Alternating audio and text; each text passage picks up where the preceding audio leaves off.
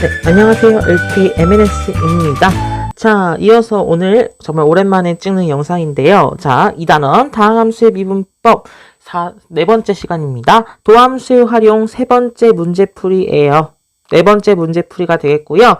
오늘은 수학2 그쵸. 11강이 되겠습니다. 자, 오늘 도함수의 활용 세 번째 문제풀이에서는 무엇에 대해 자세히 다룰 거냐면, 그쵸. 방정식과, 그쵸. 부등식에서의 활용 배웠었죠. 그쵸. 좀 오래되긴 했지만, 이거 배웠고요. 그 다음에 속도와 가속도를 배웠었습니다. 이게 바로 미분과 모두 활용이 되어 있는 부분이라고 했었고요. 자, 그럼 이 두 가지 파트 중심으로 오늘 함께 문제풀이 들어가 보도록 하겠습니다. 오늘 총 20문제 준비되어 있고요. 자, 그럼 먼저 첫 번째 유형부터 함께 살펴보도록 할게요. 네, 기본적인 내용입니다. 방정식 fx는 k라는 이런 방정식이 있을 때 실근의 개수를 미분을 이용해서 구할 수가 있대요. 한번 보도록 하겠습니다. 방정식 3x 4제곱 마이너스 8x 세제곱 마이너스 6x 제곱 플러스 24x 마이너스 k는 0 이라고 되어 있습니다. 이런 방정식 4차 방정식이 있는데 이게 바로 한 중근과 지금 근이 어떻게 나와 있는지 그 근의 유형을 보여주고 있죠. 한 중근과 서로 다른 두 개의 실근을 갖도록 하는 모든 실수 k의 값의 합을 구하라고 했습니다. 자, 얘를 어떻게 변형시킬 수가 있냐면 여기 지금 나와 있는 것처럼 변형을 좀 시켜보자는 거예요. k를 우변으로 한번 넘겨보도록 하겠습니다. 그러면 3x 4제곱 마이너스 8x 세제곱 마이너스 6x 제곱 플러스 24x는 뭐다? k다. 이렇게 쓸 수가 있다라는 거예요. 자, 이렇게 써보니까 알겠죠? 아, 이렇게 함수로 나타낼 수 있겠구나 라는 거죠. 자, 이런 함수 y는 3x 4제곱 마이너스 8x 세제곱 마이너스 6x 제곱 플러스 24x는 요런 함수와 그 다음 y는 k란 요런 함수 두 개의 교점을 찾아주면 요 4차 방정식의 해를 구할 수가 있겠구나 라는 것을 우리가 이해할 수가 있다는 거죠. 자, 얘가 뭐라고 했다? 한 중근과 서로 다른 두 개의 실근을 갖도록 해야 한다. 자, 그러면 요 두 개의 함수의 그래프가 한 점에서 접하고요. 그 다음에 접점이 아닌 서로 다른 두 점에서 만나야 한다라는 것까지 우리가 예측해 볼 수가 있겠죠. 따라서 얘를 fx라고 한번 놔둬보도록 하겠습니다. fx는 3x 4제곱 마이너스 8x 세제곱 마이너스 6x 제곱 플러스 24x 이렇게 쓸 수가 있겠죠. fx라고 한번 놔둬봤어요. 자, 그러면 얘 f'x 한번 구해보도록 하겠습니다. f'x 얼마? 그쵸. 12x 세제곱 마이너스 24x 마이너스 12x 이렇게 쓸 수가 있겠죠. 자, 얘 그 다음에 24도 있죠. 그쵸. 깜빡 잊을 뻔했네. 자, 그러면 12로 묶어주신다면 어떻게 나오냐면 바로 12 곱하기 x 플러스 1 x 마이너스 1, x 마이너스 2 이렇게 나오게 되겠습니다. 자, 얘가 0이 되도록 하는 x의 값이 총 3개가 나오죠. x가 마이너스 1, 1, 2. 여기서 바로 지금 함수값에 의해서 바로 그 값을 갖는구나 라는 것을 우리가 확인해 볼 수가 있다는 거죠. 4차 함수죠. 근데 원래 함수가. 근데 그럼 이렇게 그려졌겠네. 그쵸? 대충 이렇게 그려졌을 텐데 아, 그러면 마이너스 1이 이걸 써볼까요? 마이너스 1이 여기 1이 여기, 2가 여기, 뭐 이런 식으로 우리가 예측을 해볼 수가 있다라는 거죠. 그쵸? 따라서 함수 y는 fx의 그래프는 오른쪽 그림과 같으므로 이렇게 되어 있죠. 얘를 한번 뭐 자세히 한번 그려볼까요? f-1 넣으면 마이너스 19 나오고요. 그쵸? 함수값 마이너스 19 나오고요. 제대로 한번 그래프를 그려보도록 하겠습니다. 얘는 그리고 원점을 지납니다. 그쵸? x로 끝나기 때문에. 그 다음 x에다가 1 넣으면 얼마 나옵니까? 바로 13이 나올 거고요. 그 다음에 x에다 2 넣으면 8이 나오겠구나. 뭐 이런 식으로 우리가 한번 예측을 해볼 수가 있을 겁니다. 자, 그럼 제대로 한번 그려볼게요. 그려봐야지 한번 보겠습니다. 이렇게 돼 있죠. 이렇게 좌표 평면이 있을 때 자, 이렇게 마이너스 1에서 극소값 같고요. 그 다음 이렇게 원점 지나고 여기서 극대값 같고 이렇게 올라가는 그래프가 될 겁니다. 결과적으로 한 중근과 서로 다른 두 개의 실근을 갖도록 하는 모든 실수 k의 값을 구할 수가 있다라는 거죠. 어떻게 할 수 있어요? 여기서 직선을 그으시면 되겠습니다. 이렇게 됐을 때 지금 한 중근과 두 개의 실근 이렇게 이렇게 됐을 때 한 중근과 두 개의 실근 만날 수가 있겠죠. 요때가 K가 8일 때고요. 요때가 K가 13일 때입니다. 결과적으로 모든 K의 값의 합은 얼마다? 21이다. 라는 것까지 우리가 확인하시면 되겠죠. 정답 21이고요. 유형 2번입니다. 자, 방정식 fx는 k의 실근의 부호라고 되어 있습니다. 실근의 부호. 자, 방정식 2x 세제곱 플러스 3x 제곱 마이너스 12x 플러스 p는 0. 이 바로 한 개의 양근과 서로 다른 두 개의 음근을 갖도록 하는 실수 p의 값의 범위를 구해보라고 했습니다. 얘들 역시 옆으로 넘겨보셔야겠죠? 2x 세제곱 플러스 3x 제곱 마이너스 12x는 얼마였다? 마이너스 p구나 라는 것까지 우리가 확인을 해볼 수가 있는데, 자, 요 방정식이 바로 한 개의 양근과 두 개의 음근을 가져야 된다고 합니다. 그러면 이렇게 돼 있는데 얘를 함수로 보자는 거예요. y는 2x 최제곱 플러스 3x 제곱 마이너스 12x, 그 다음 y는 마이너스 p, 이렇게 두 개의 함수의 교점으로 보자고 하는 거죠. 새로운 관점으로 보자는 거죠. 교점의 x좌표가 한 개는 양수이고 다른 두 개는 음수여야 된다는 걸 알 수가 있는 거죠. 자, 그럼 얘를 이렇게 한번 놔둬보도록 하겠습니다. fx는 2x 세제곱 플러스 3x 제곱 마이너스 12x 이렇게 되어 있죠. 얘 한번 미분을 해보도록 하겠습니다. 그러면 f'x는 6x제곱 플러스 6x 마이너스 12고요. 요게 바로 0이 된다라는 것까지 할 수 있겠죠. 6으로 묶으시면 x 플러스 2, x 마이너스 1은 0 이렇게 되기 때문에 여기서 x가 뭐였다? 마이너스 2하고 1이었다. 요때 바로 그 값을 갖는다라는 것까지 우리가 알아볼 수가 있겠죠. 자, 그러면 일단 뭐 그래프를 한번 그려보시는 게 나을 것 같습니다. 자, 그래프 이렇게 대충 한번 그려보도록 할게요. 뭐 이런 식으로 그려질 것 같네요. 그쵸? 자, 이런 식으로 그려질 건데 여기가 x가 마이너스 2일 때 이렇게 될 거고요. 그 다음에 여기 x가 바로 얼마일 때? 1일 때 이렇게 되겠죠. 자, x가 마이너스 2일 때는 값이 얼마냐면 20이 나오거든요. 그래서 x가 1일 때 값은 얼마 나와요? 바로 마이너스 7이 나올 겁니다. 이렇게 구할 수가 있겠습니다. 자, 그러면 여기다가 한번 좌표 평면을 제대로 나타내 본다면 뭐 0이 요쯤에 있다고 할 수 있겠고, 이렇게 가시고요. 이렇게 나타내시면 대충 이런 그래프가 나오게 되죠. 다시 핑크색으로 그려볼게요. 이렇게 된 게 바로 지금 이런 그래프입니다. 이런 3차 함수의 그래프가 나올 수가 있어요. 자, 그럼 y는 마이너스 p를 여기다 한번 그려보도록 하겠습니다. x좌표가 한 개는 양수이고 다른 두 개는 음수이려면 요 사이에 있어야지 한 개의 양근, 두 개의 음근을 가지겠죠.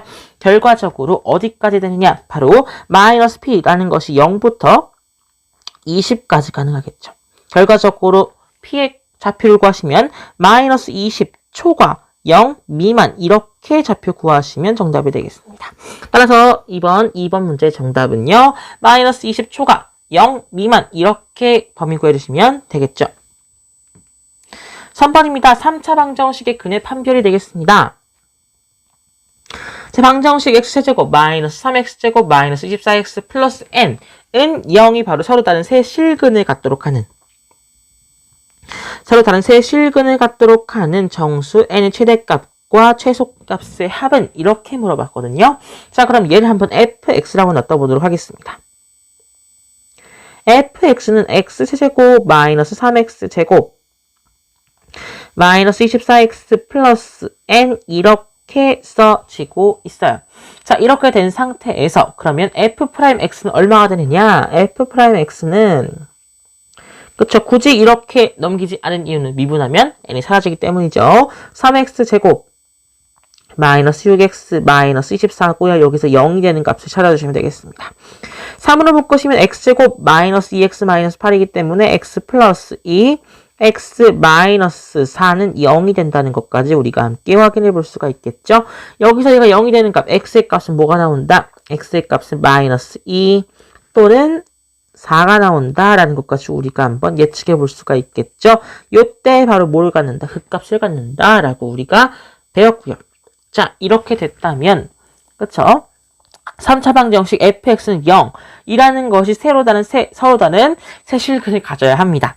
그럼 어떻게 되겠어요? 우리 저번 시간에 배웠던 공식이 있었죠. 이렇게 돼 있고요. 서로 다른 세식을 가지려면 이런 식으로 그래프가 지나야 할 텐데 그럼 어떻게 된다고 했죠? 바로 극대값과 극소값을 곱했을 때 음수가 되는구나 라는 것을 우리 그래프 형식 보고 판단했었잖아요.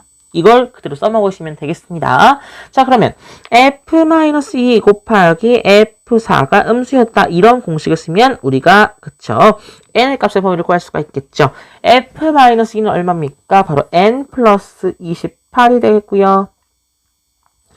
f4는 얼마입니까? n 마이너스 80이 나오겠네요. 여기 바로 0보다 작다. 그러면 결과적으로 n의 값의 범위 마이너스 28 초가 80 미만 이렇게 되어 있죠. 결과적으로 지금 정수 n의 최대값과 최소값의 합을 구하라고 했고요.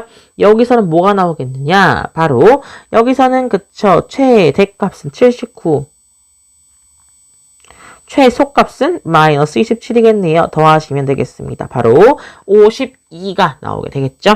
따라서 유형 3번의 정답은 52 이렇게 써주시면 정답이 되겠습니다. 유형 4번입니다. 두 그래프의 교점의 개수 되겠는데요. 자, 곡선 y는 x세제곱 플러스 6x제곱과 직선 y는 마이너스 9x 플러스 k가 서로 다른 세 점에서 만나도록 하는 실수 k 값의 범위를 구하라고 했죠. 그쵸? 자, 주어진 곡선과 직선이 그쵸 이렇게 있는데 서로 다른 세 점에서 만나려면 그쵸 이렇게 방정식 만드셔야겠죠. x세제곱 플러스 6x제곱 은요 마이너스 9x 플러스 k 이렇게 쓸 수가 있겠고 여기서의 교점의 개수는 그쵸 여기서 나오는 x좌표의 개수와 똑같겠죠. 결과적으로 얘는 x세제곱 플러스 6x제곱 플러스 9x 마이너스 k는 0 이란 요 3차 방정식 이 서로 다른 세 실근을 가져야 한다는 조건을 우리가 확인해 볼 수가 있을 겁니다. 얘를 한번 fx라고 한번 놔둬보도록 할게요. 그러면 f'x는 어떻게 될 겁니까? 미분하시면 되겠죠? 3x제곱 플러스 12x 플러스 9인데요. 이게 바로 0이 되게 하는 값을 우리가 찾아주시면 되겠습니다. 3으로 묶으시면 x 플러스 1, x 플러스 3이 되겠고요. 여기서 x 0 되는 값을 찾을 수가 있겠죠. 결과적으로 여기서 x가 뭐가 나온다? 마이너스 3 또는 마이너스 1 나오는구나. 여기까지 우리가 함께 확인해 볼 수가 있겠죠. 자, 이때 바로 그 값을 가진다고요. 바로 요 3차 방정식 fx는 0이에요. 바로 그쵸? 요게 바로 서로 다른 세 실근을 가지려면 그쵸? 극대값 곱하기 극소값은 0보다 작아야 한다 라는 것을 우리가 알 수가 있기 때문에 f-3은 얼마입니까? 그쵸? 마이너스 k가 되겠고요. 그 다음 f-1은 그쵸? 마이너스 4 마이너스 k가 되겠죠. 요게 바로 0보다 작다. 마이너스 둘 다 밖으로 빼면 변화 없으니까 k 곱하기 k 플러스 4는 0보다 작다 뭐 이런 식으로 나오게 될 겁니다. 결과적으로 여기서 근이 얼마가 나오죠? 마이너스 4초가 0 미만 이렇게 나오게 되겠죠. 따라서 범위 이렇게 써주시면 되겠습니다. 마이너스 4초가 0 미만 이렇게 써주시면 정답이 되겠죠. 자, 그렇다면 이어서 다음 유형으로 함께 넘어가 볼게요.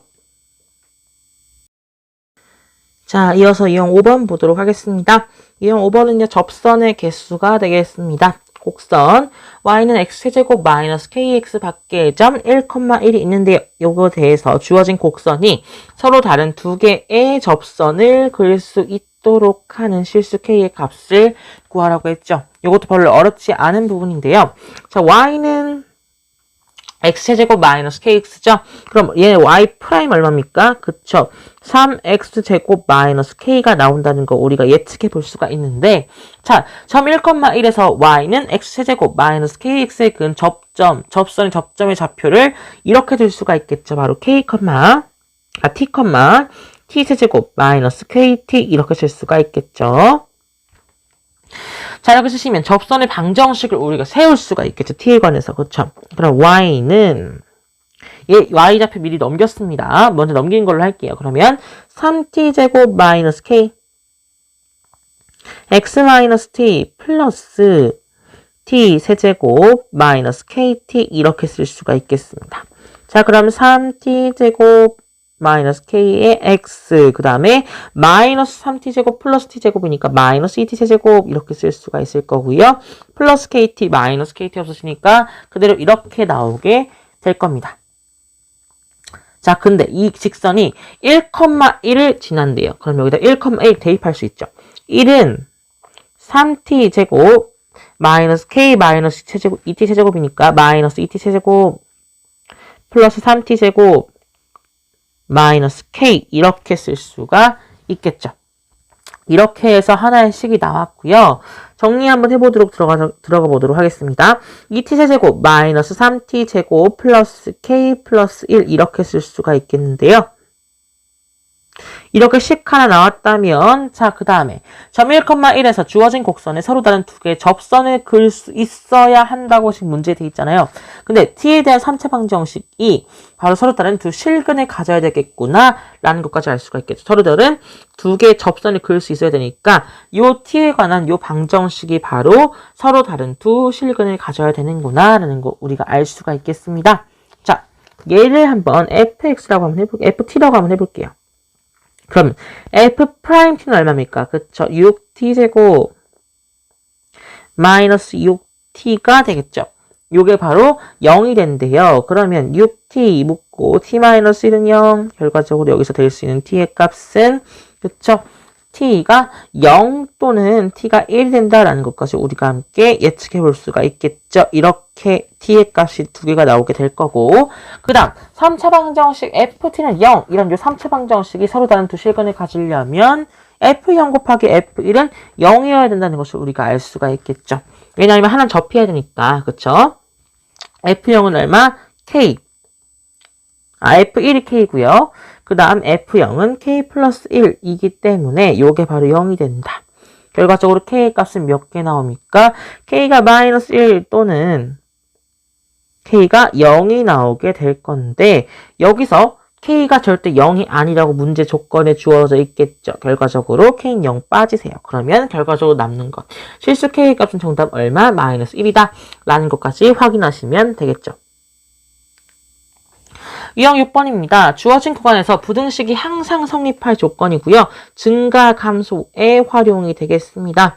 자, 지금 x의 범위가 먼저 주어져 있습니다. 자, 1부터 x가 3까지 이렇게 주어져 있는데요. 자, 요때 부등식 x세제곱 마이너스 6x제곱 플러스 k가 0보다 크다. 라는 요 3차 부등식이 항상 성립하도록 하는 실수 k의 값의 범위를 구하라고 했습니다. 참 여기 앞에 있는 요 좌변에 있는 부분은 fx 이렇게 둬보도록 할게요. 이렇게 한다면 어떻게 되겠습니까? f'x 값을 구할 수가 있겠죠. f'x 그러면 3x제곱 마이너스 12x인데 요게 바로 0 되는 값 한번 찾아볼까요? 그러면 3x x-4는 0이기 때문에 요때 0이 되는 x의 값은 x가 0 또는 4 이렇게 두 가지가 있겠죠. 여기까지는 다들 하시겠죠? 자, 이렇게 했다면 그 다음에 과정이 이제 좀 그렇게 되겠죠. 자, 지금 요 주어진 범위에서만 성립하면 돼요.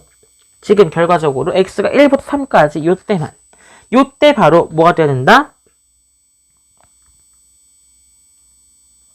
f'x가 바로 음수가 돼야겠다. 0보다 작아야겠다. 이런 식으로 우리가 접근을 해볼 수가 있겠죠. 자, 함수 fx에 따라서 구간 1, 열린 구간 1부터 3까지에서 감소하는 그래프가 그려져야 되겠네요. 결과적으로 따라서 1부터 x가 3까지에서 뭐가 되죠? fx가 0보다 크다는 것이 항상 성립을 하려면 어떻게 되겠습니까? f3이 얼마야겠어요? 0보다 크거나 같다라는 것까지 우리가 함께 확인하시면 되겠죠. 결과적으로 얼마 나옵니까? 대입하시면 되겠죠. 27 마이너스 54 플러스 k가 0보다 크거나 같아야 하므로 결과적으로 k는 얼마? 27 이상 이렇게 구하시면 되겠습니다. 따라서 실수 k의 값의 범위는 k가 27 이상 이렇게 구하시면 정답이 되겠죠. 유형 7번입니다. 자, 이번에는요, 주어진 구간에서 부등식이 항상 성립할 조건, 최대 최소의 활용입니다. 아까 증가감소였고, 이번엔 최대 최소입니다. 자, x가 마이너스 1 이상일 때, 역시 또 조건이 주어져 있죠. 이렇게 x의 값의 범위. 요때 부등식 2번은 3차 부등식이죠. 4x 세제곱 마이너스 3x제곱 마이너스 6x가 k보다 크거나 같다. 요 3차 부등식이 항상 성립하도록 하는 실수 k의 최대값을 구하라고 했습니다. 자, 얘 fx라고 한번 해볼까요? 좌변에 있는 거. 이렇게 한다면 f'x가 얼마가 돼요? 바로 12x제곱 마이너스 6x 마이너스 6은 0 이렇게 되겠죠. 그럼 6을 묶으신다면 그쵸? 이렇게 하시면 되겠습니다. x 마이너스 1 2x 플러스 1 이렇게 나뉘겠죠. 결과적으로 이때 x의 값은 뭐가 나온다? 마이너스 2분의 1 또는 x가 1 이렇게 나온다는 거 우리가 확인하시면 되겠죠. 여기까지는 어렵지 않습니다. 자, 그럼 이제 여기서 최소값 찾으셔야겠죠. 자, 이렇게 어떻게 하시면 되냐면 자, 결과적으로 어떻게 되는 겁니까? 지금 3차 부등식인데 그러면 이렇게 돼 있겠죠. 대충 그래프 그려보시면 이런 식으로 그려질 겁니다.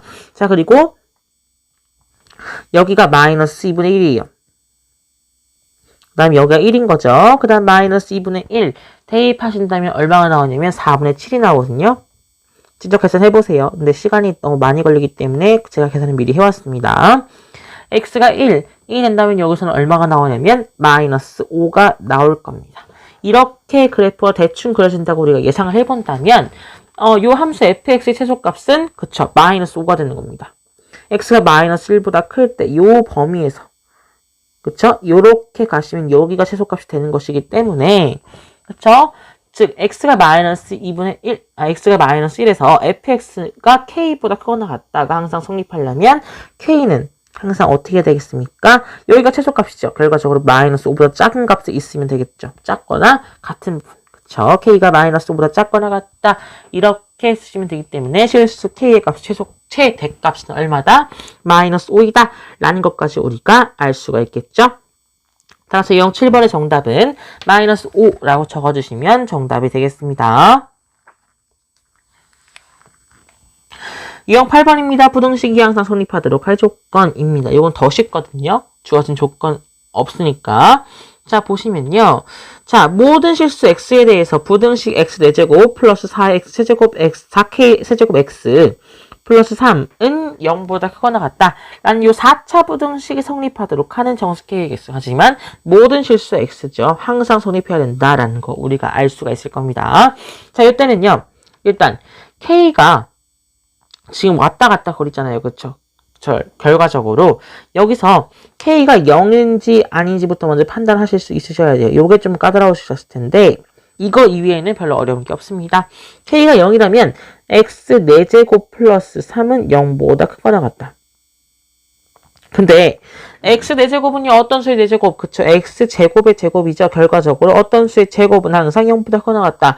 플러스 3까지 붙었으니까 여기에 있는 식은 무조건 x가 실수였기 때문에 항상 0보다 크겠네? 3보다 크겠죠. 3보다 크거나 같겠죠. 그쵸. 결과적으로 얘는 항상 성립한다는 걸 알 수가 있습니다. x가 0일 때는 볼 필요도 없이 그냥 성립해요. 두 번째, 근데 k가 0이 아닐 때가 궁금하겠죠. 자, 이렇게 가시면 되겠습니다. 이때 fx를 한번 이렇게 놔둬볼게요. 얘가 fx입니다. 좌변에 있는 식이. 그러면 얘를 어떻게 변형할 수가 있겠습니까? 자, f'x는 구해보도록 할게요. 그러면 4x 세제곱 플러스 4k 세제곱입니다. 는 0 이렇게 돼 있어요. 자, 그러면 얘를 한번 인수분해해보시면 4로 묶고 x 플러스 k x제곱 마이너스 kx 플러스 k제곱 이렇게 쓸 수가 있을 텐데 여기 0이 된다. 근데 분명 오른쪽에서는 허글이 나올 거란 말이죠. 결과적으로 여기서 x가 뭐가 나온다? 바로 마이너스 k 이거 하나 나온다라는 것까지 우리가 알 수가 있겠죠. 따라서 함수 fx의 최소값은 그쵸 마이너스 3k의 제곱 최소값 마이너스 k 넣으시니까 그쵸 마이너스 3k 4제곱 플러스 3 이렇게 쓸 수가 있겠죠. 이해하셨죠? 자, 이렇게 되므로 이 모든 실수에 대해서 fx가 0보다 크거나 같다가 성립하려면 최소값이 요거라는 걸 우리가 알았잖아. 그치? 결과적으로 마이너스 3k 4제곱 플러스 3이 0보다 크거나 같다. 이렇게 쓰시면 되겠습니다. 결과적으로 k 4제곱 마이너스 1이 0보다 작거나 같다. 그쵸? k제곱 플러스 1 인수분해하시면 k 플러스 1 k 마이너스 1이 0보다 작거나 같다예요. 근데 k제곱 플러스 1이 항상 0보다 크기 때문에 얘 볼 필요 없이 그냥 날려버리시고 여기만 확인하시면 되겠습니다. 결과적으로 여기서 나올 수 있는 k 값의 범위는 마이너스 1 이상 1 이하 요것만 챙겨주시면 되겠습니다. 그러면 k 값의 범위가 나올 거고요. 여기서 k죠. 다시 쓸게요. x라고 썼네요. 마이너스 1 이상 k가 1 이하입니다. 결과적으로 나올 수 있는 k의 값은 마이너스 1, 0, 1이기 때문에 결국 몇 개 나온다? 3개 나온다라는 것까지 우리가 확인해 볼 수가 있습니다. 따라서 유형 8번의 정답은 3개 이렇게 쓰시면 되겠죠. 자, 그렇다면 이어서 다음 유형도 살펴볼게요. 자, 이어서 유형 9번 보도록 하겠습니다. 부등식 fx가 gx보다 크다. 인꼴이 되겠습니다. 그쵸? 두 함수 fx는 x 4제곱 플러스 2x 세제곱 마이너스 x제곱 마이너스 9x고요. 다음 gx라는 요 3차 함수는요. 2x 세제곱 플러스 5x제곱 마이너스 x 마이너스 a입니다. 여기 미지수가 하나 껴있죠. 이렇게. 그쵸? 요거에 대해서 y는 fx의 그래프가 y는 gx의 그래프보다 항상 위쪽에 있을 때 실수 a의 값의 범위를 구하라고 했습니다. 자, 요 문제는 어떻게 접근하시면 되냐면 지금 함수 fx의 그래프가 지금 gx의 그래프보다 항상 위쪽에 있다. 결과적으로 fx가 지금 gx보다 크다라는 것을 지금 묻고 있는 거죠. 요걸 말하고자 하는 거예요. 그쵸? 근데 이게 뭐에 대해서? 모든 실수 x에 대해서 성립을 해야겠죠. 왜냐? 항상 위쪽에 있어달라고 했기 때문이죠. 지금 항상. 결국 모든 실수 x에 대해서 fx가 gx보다 크다라는 것을 우리가 증명하시면 되겠습니다. 그쵸? 그러면 hx라는 새로운 함수를 만들어 볼게요. hx가 뭐예요? 그럼 fx-gx라고 한번 놔둬볼게요. 새로운 함수라고. 이래야지 문제가 좀 편해집니다. 이렇게 치환하셔야지. 자, 이렇게 한다면 hx는 얼마입니까?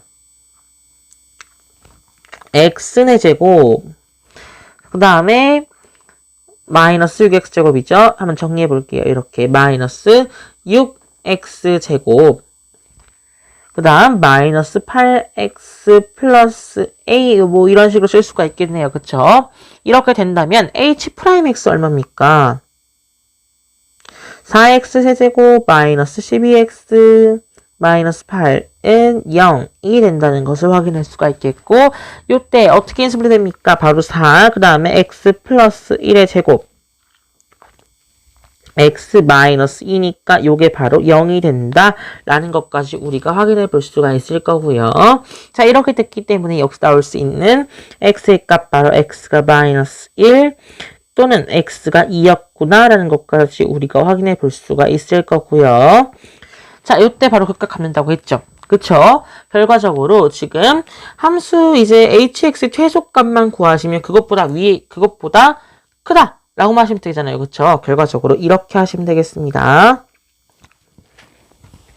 자, 이렇게 하시면 지금 x가 마이너스 1일 때가 여기고 x가 2일 때가 여기예요. 극소값이 2죠.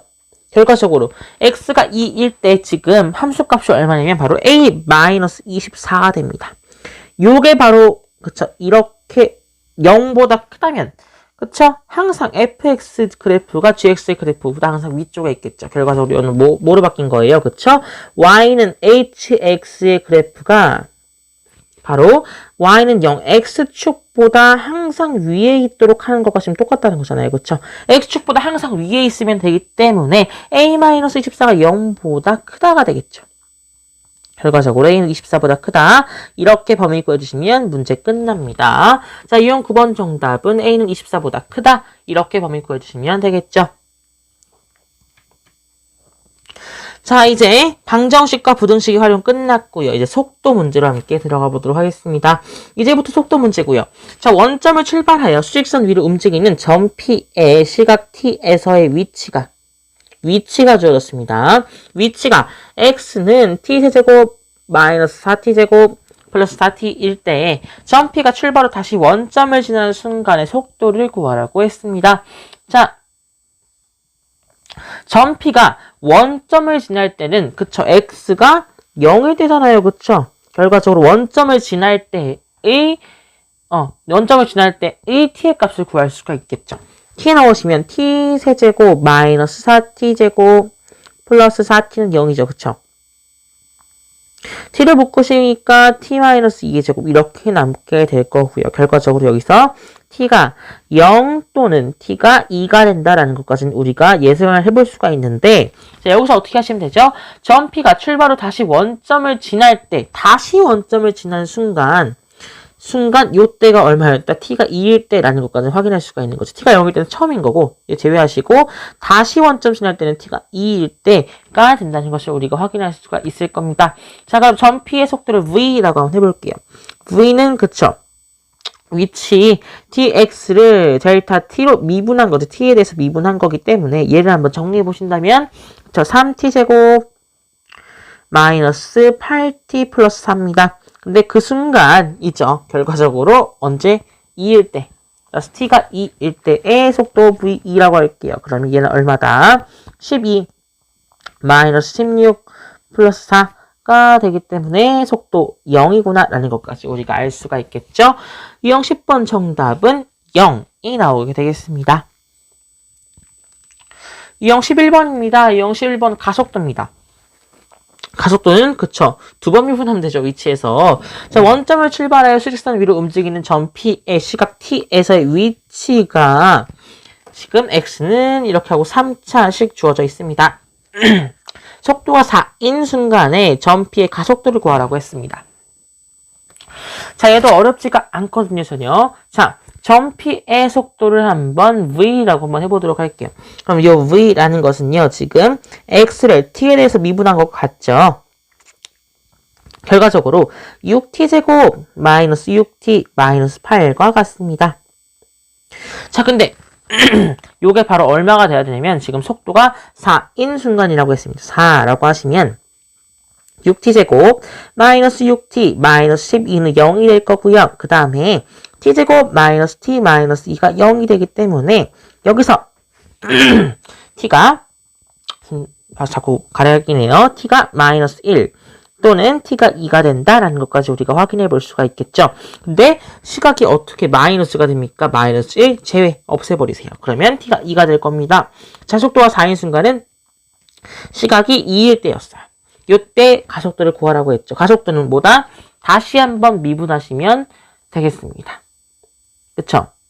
이렇게 확인하시면 되겠고요. 그러면 가속도를 A라고 한번 해볼까요? 가속도 A는요, 그쵸? T를 뭐에 대해서 미분한 겁니까? 다시, 그쵸? V, 속도에 대해서 미분한 거죠. 결과적으로 얼마가 나오죠? 그쵸?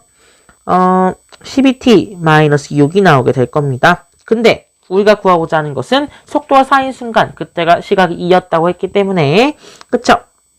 A2가 궁금한 거죠. 결과적으로 24-6 하니까 얼마 나옵니까? 18 나오겠죠? 결과적으로 유형 11번 정답은 18 쓰시면 되겠습니다. 12번입니다. 12번은요, 속력의 최대값입니다. 자, 속력과 속도가 다른 점이 뭐죠? 그쵸. 속력은 그냥 속도만 따지는 거고, 그냥 빠르기만 따지는 거고, 속도는 빠르기 플러스 방향까지 따지는 거라고 했죠. 결과적으로 속력은 항상 0보다 크거나 같다라는 것을 우리가 확인할 수가 있는 거고요. 결과적으로 얘를 뭐라고 쓸 수가 있냐면, 참고로 알아두세요. 바로 속도의 절대값과 속력은 같다, 이렇게 말할 수가 있다는 거죠. 이해되시죠? 항상 속력은 0보다 커야 되기 때문에, 0보다 크거나 같아야 되기 때문에 제일 쓸 수 있는 값, 적당하게 쓸 수 있는 값은 절대값이죠. 그쵸? 수직선 위를 움직이는 점 P의 시각 T에서의 위치가 FT는 T세제곱 마이너스 3T세곱 마이너스 5T라고 합니다. 근데 여기서 지금 T에 대한 범위가 주어졌죠. 시각에 대한 범위 0 이상 3 이하입니다. 이때 점 P의 속력의 최대값을 구하라고 했죠. 자, 이때도 어렵지 않거든요. 점 P의 속도를 V라고 한번 해보도록 하겠습니다. 그럼 V는요, F'T와 같죠. 속도니까. 그럼 3T제곱 마이너스 6T 마이너스 5라고 되어 있습니다. 자, 그쵸. 요때 속력의 최대값을 구하라고 하는 거예요. 자, 얘 어떻게 쓸 수가 있죠? 그쵸. 3T 마이너스 1의 제곱 마이너스 8이라고 표준형으로 바꿔 쓸 수가 있겠고, 그쵸? 이렇게 된다면 우리는 뭘 구할 수가 있는 거냐면 지금 0부터 t3까지 지금 범위가 어떻게 됩니까? 얘 f't로 나타내면 f't는 그쵸? 마이너스 8부터 4까지가 된다는 것을 확인할 수가 있거든요. 왜냐하면 t가 1일 때가 최소값이니까 마이너스 8 나오는 거 맞고 요때 지금 t가 3일 때 최소값이니까 3 넣으시면 4가 나오는 거 확인하실 수가 있을 거예요. 이렇게 해서 f't의 값의 범위를 구해봤는데 자 요때 따라서 속력은 뭐다? 절대값이다. 그쵸? 결과적으로 지금 절대값 f't는요. 어디부터 어디까지? 0부터 8까지 나올 수 있겠구나. 최대 마이너스 8까지 내려왔으니까 8까지 나올 수가 있겠죠. 결과적으로 전피의 속력의 최대값은 8이 된다라고 할 수가 있겠습니다. 또 다른 법도 있습니다. 얘를 그냥 그래프를 그리세요.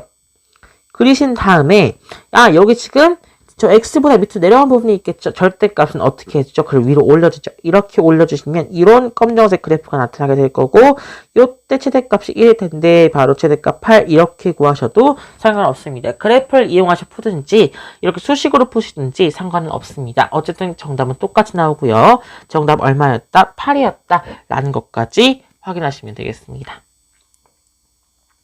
네, 그렇다면 이어서 다음 유형으로 함께 넘어가 볼게요.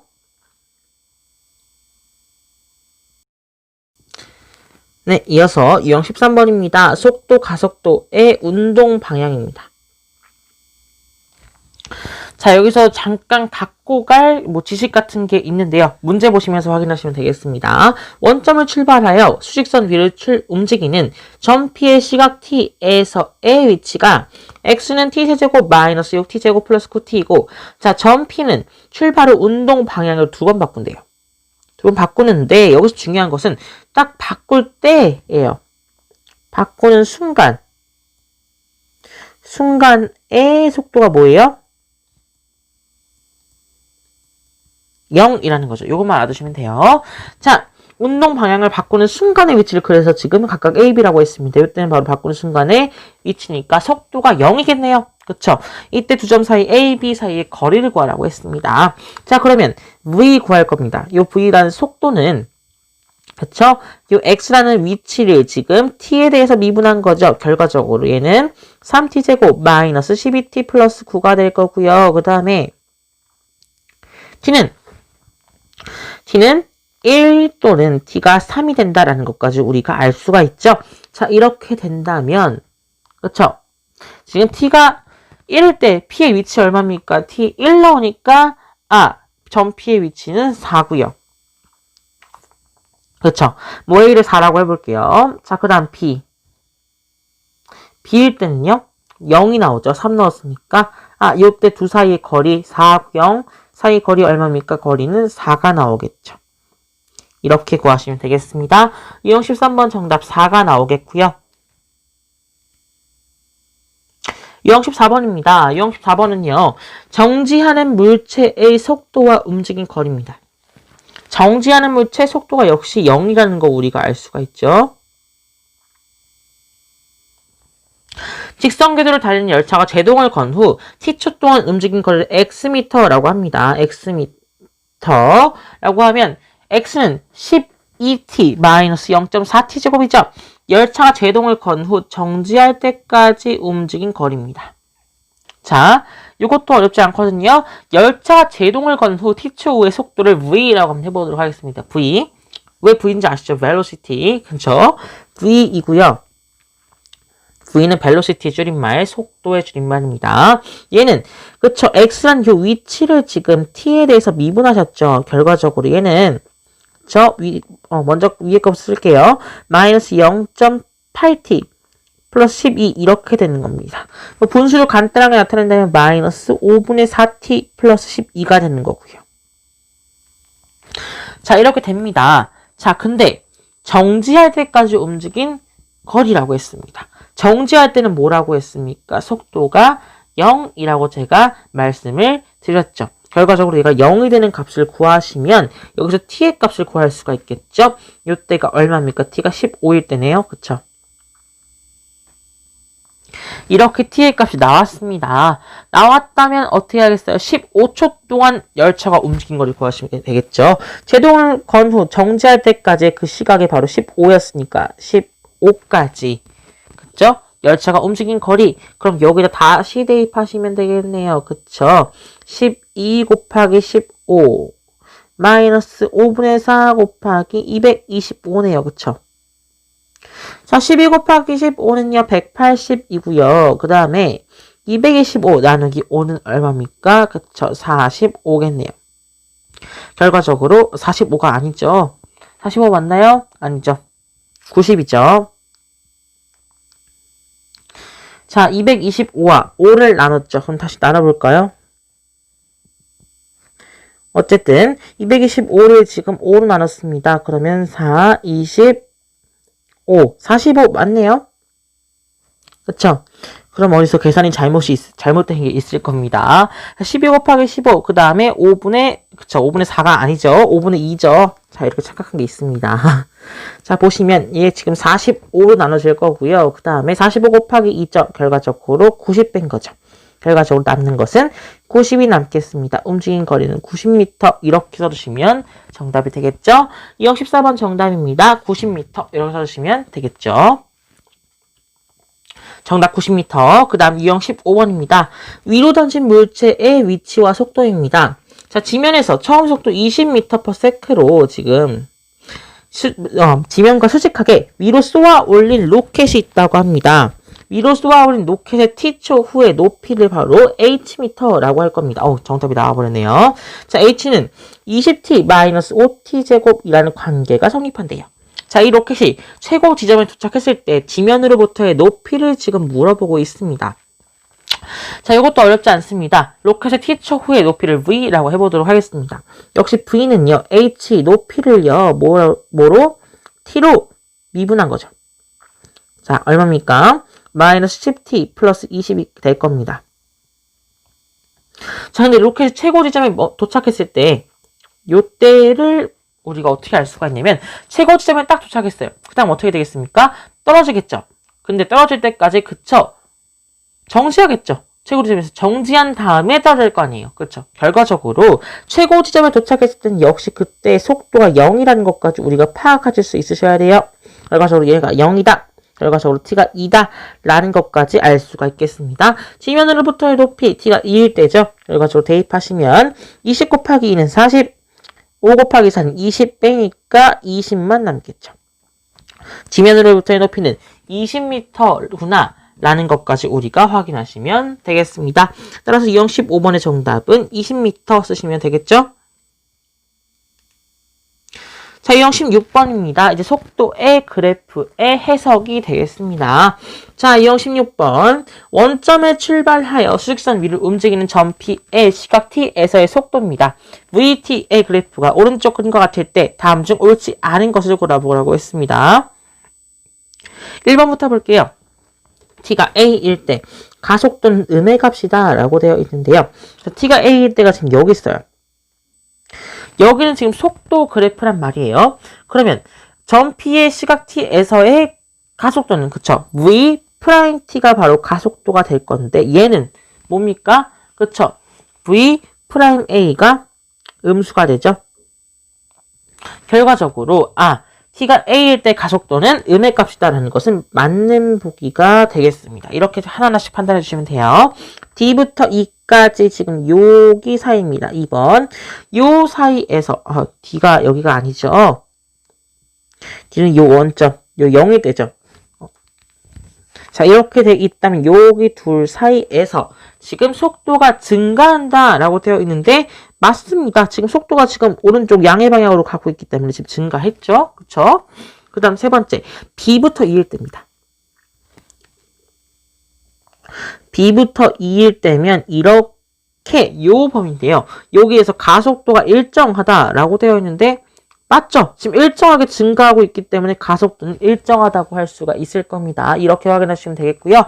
4번 볼게요. T가 F일 때 점 P는 정지해 있다. 지금 다 맞는 거고요. 지금 T가 F일 때 점 P는 정지해 있다라고 되어 있는데 T가 F일 때 아니죠. 지금 속도가 지금 있잖아요. 0이 아니잖아요. 그쵸? 따라서 지금 속도가 존재하기 때문에 얘는 틀렸구나. 점프는 정지해 있는 게 아니라 등속 운동을 하고 있다 라고 우리 정확히 말하자면 등속 운동을 하고 있구나 라는 거 확인할 수가 있겠죠. 자, 그럼 0부터 i까지 점피는 운동 방향을 2번 바꾼다 라고 되어 있습니다. 지금 어디서 바꿨습니까? 여기서만 바꿨고요. 그쵸?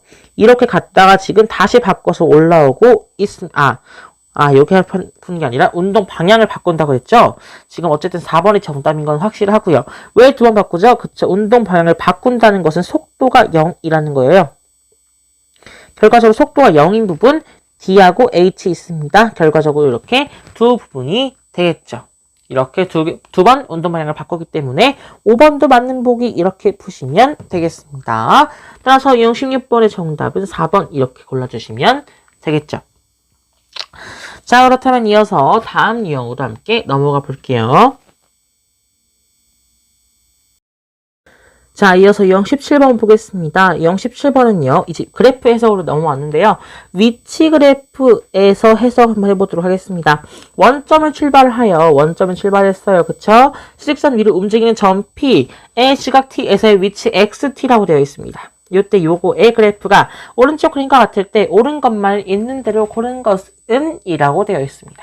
자, 기억은 0부터 T가 지금 B까지에서 점 P의 속도는 지금 T가 A일 때 최대이다 라고 되어 있는데 0부터 T가 B까지래요. 그럼 0부터 B까지니까 여기 있네요. 그쵸? 결과적으로 옳은 것을 있는 대로 고른 것은인데 자, 지금 0부터 B까지니까 여기 있어요. 그쵸?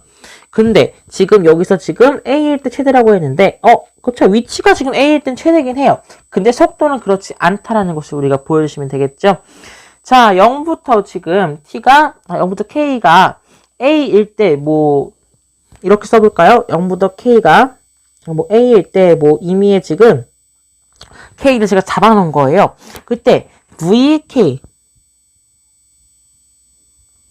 VK는 속도잖아요. 그쵸? 결과적으로 X'K입니다.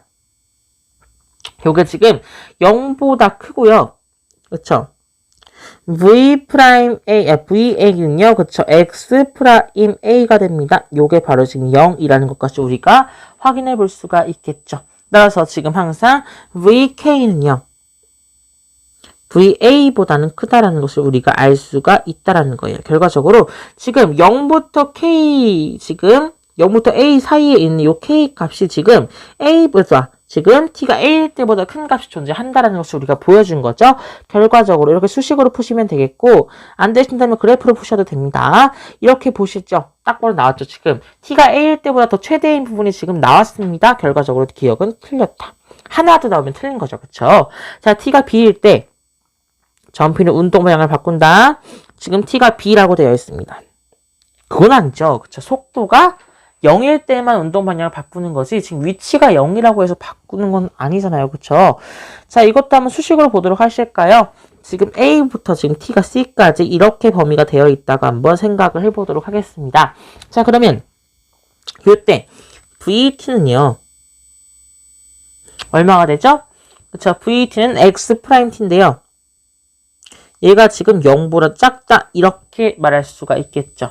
이렇게 되기 때문에 T가 B일 때는 지금 B는 A와 C 사이에 있는 값이죠. 이때 점 P는 운동 방향을 바꾸지 않습니다. 이때 계속 쭉 음수로 유지가 되기 때문에 뭔 말인지 아시겠죠? 이렇게 보실 수도 있습니다. 요거 다 지우시고 지금 A부터 C까지 지금 계속 그래프가 내려가고 있죠. 자, 결과적으로 지금 F'X라고 한다면 그쵸? 얘가 음수, 지금 감소하는 추세인 거죠. 결과적으로 계속 감소하기 때문에 요때는 운동 방향을 바꾸지 않는구나. 니은 틀렸구나. 이렇게 확인하시면 되거든요. 이렇게 그래프로 확인도 하세요. 자, T가 C일 때 점 P의 속도는 0이다 라고 되어 있습니다. T가 C일 때 그쵸?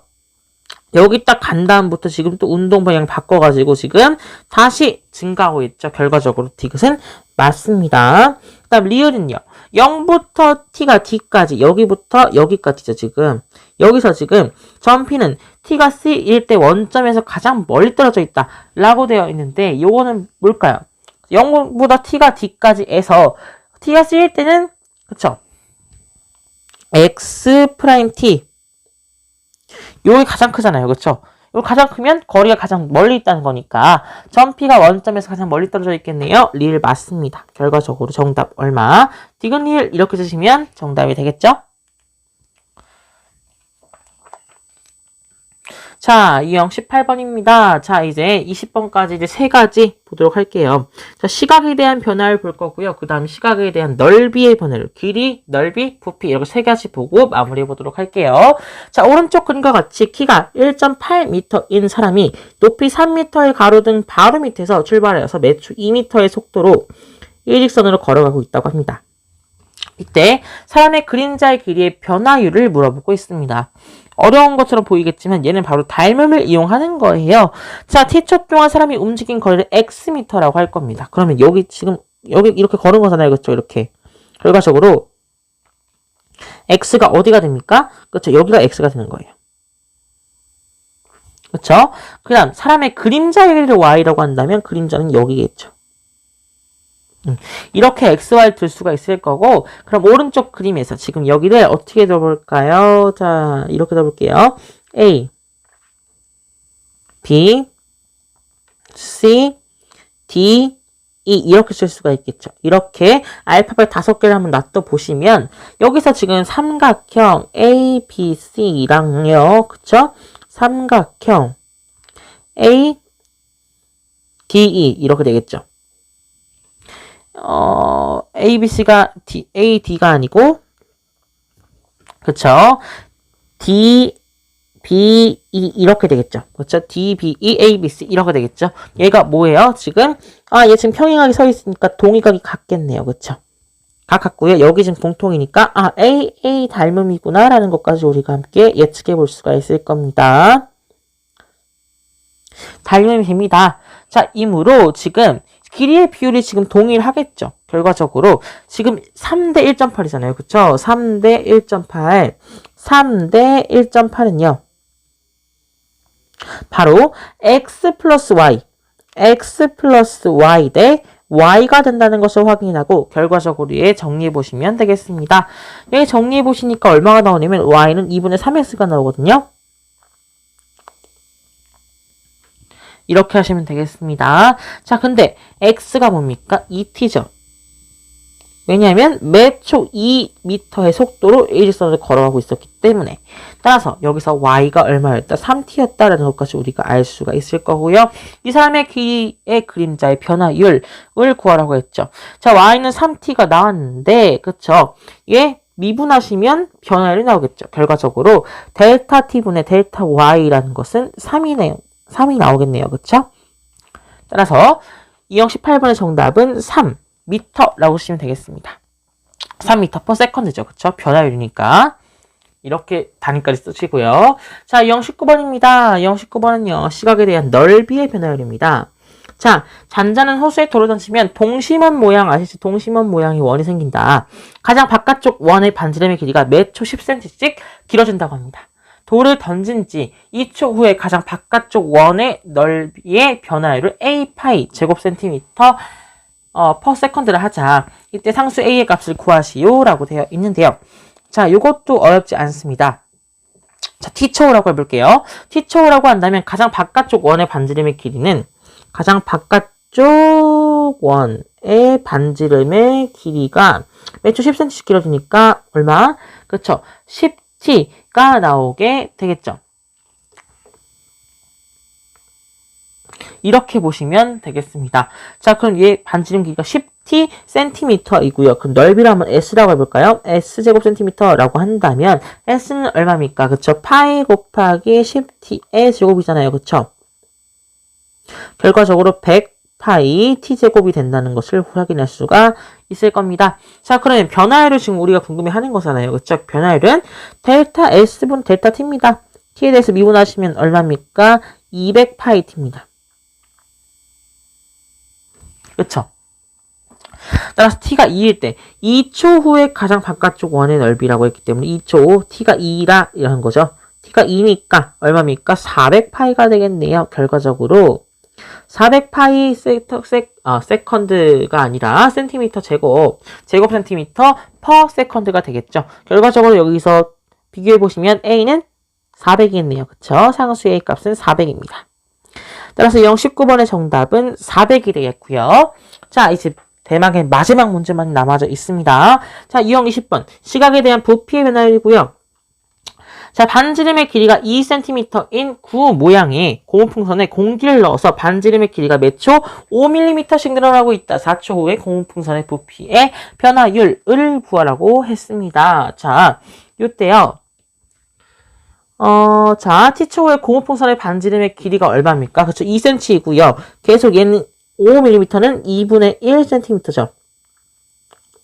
그러면 이 반지름의 길이는 지금 2 플러스 2분의 1t 이렇게 쓸 수가 있겠죠. 1t 뭐 센티미터 이렇게 쓸 수가 있겠는데, 자, 이렇게 쓰신다면 부피를 V라고 한번 해보도록 할게요. V 이렇게 하시면 그럼 3분의 4파이 9니까 R 2 플러스 2분의 1t 세제곱 이렇게 쓸 수가 있겠습니다.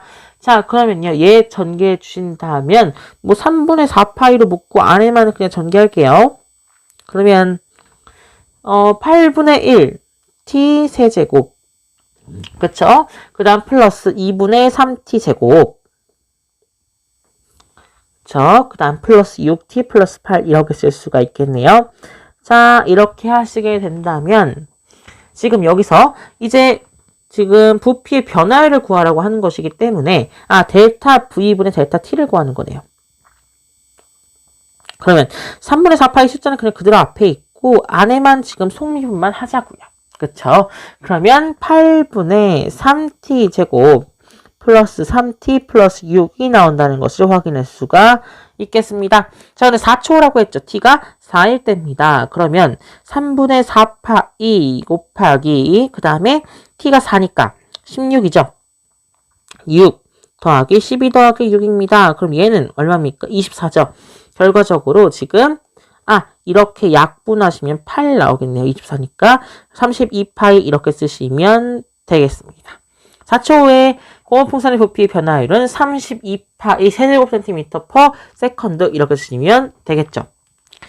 자, 답이 오타가 있는데 32파입니다. 32파 2제곱 세제곱 센티미터 퍼 세컨드 이렇게 쓰시면 정답이 되겠습니다. 자, 오늘 여기까지 해서 오늘 세 번째 문제풀이까지 마무리해 보았습니다. 이렇게 해서 지금 마지막 고난도 문제풀이 빼고 2단원을 남겨두고 있고요. 다음 시간 12강에서는 그쵸, 2단원 다항함수의 미분법 고난도 문제풀이로 함께 풀어보고 2단원도 마무리해 보도록 하겠습니다. 감사합니다.